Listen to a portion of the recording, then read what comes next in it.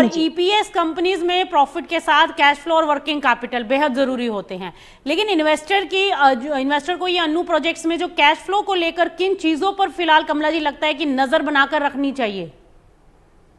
मैं ये कहूंगी फिलहाल इस समय पे कैश फ्लो और वर्किंग कैपिटल इस आईपीओ के सबसे बड़ा ही इंपॉर्टेंट एरिया में से एक है। ठीक है, इन्वेस्टर्स को सबसे पहले देखना चाहिए कि पेट के मुकाबले इनके ऑपरेटिंग कैश फ्लोज कैसे हैं, यानी अकाउंटिंग प्रॉफिट वास्तव में कैश में कन्वर्ट हो रहे हैं या नहीं। रिसीवेबल्स और कलेक्शन साइकिल को देखना बहुत ही जरूरी है, क्योंकि ईपीएस और इंफ्रास्ट्रक्चर प्रोजेक्ट्स में पेमेंट डिलेस वर्किंग कैपिटल पर प्रेशर डाल सकते हैं।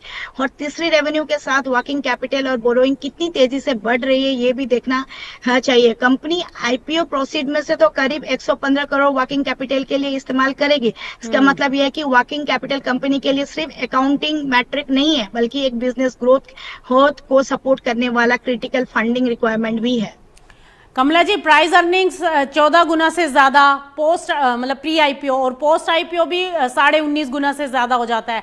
आपको ये वैल्यूएशन अट्रैक्टिव और या फिर रीजनेबल या एक्सपेंसिव किस कैटेगरी में फिलहाल दिखाई दे रही है?